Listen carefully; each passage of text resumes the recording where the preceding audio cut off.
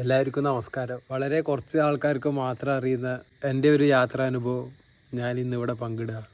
നമ്മൾ അതിയായിട്ട് ആഗ്രഹിക്കുക ഒരു സ്ഥലത്ത് പോകണം, യാത്ര പോകണം. നമുക്ക് എന്ത് തടസ്സം വന്നാലും നമുക്ക് ആ സ്ഥലം കാണണം എന്നില്ല ഒരു ആഗ്രഹം ഉള്ളിലുണ്ടെങ്കിൽ നമ്മൾ എങ്ങനെയും പോകും. അങ്ങനെ ഞാൻ എൻ്റെ ജീവിതത്തിൽ ആദ്യമായിട്ട് നടത്തിയ ഒരു യാത്ര അതിന്നും എൻ്റെ മനസ്സിൽ ആലോചിക്കുമ്പോൾ നമുക്കൊരു പ്രൗഡ് ഫീൽ, അല്ലെങ്കിൽ എന്താ പറയുക,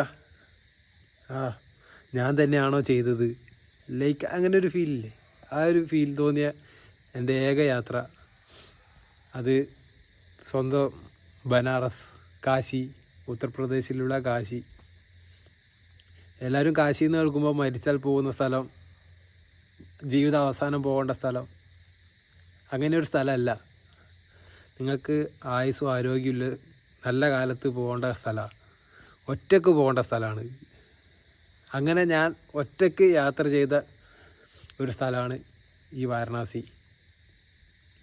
അതും ജനറൽ കമ്പാർട്ട്മെൻറ്റിൽ 2.5 ദിവസം.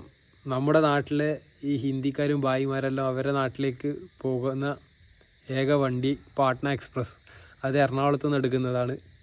2.5 ദിവസം ഇരുന്നാൽ വാരണാസി എത്തും. സ്ലീപ്പർ ക്ലാസ് വരെ ജനറൽ കമ്പാർട്ട്മെൻ്റ് ആകുന്ന ഒരു ട്രെയിനാണ്.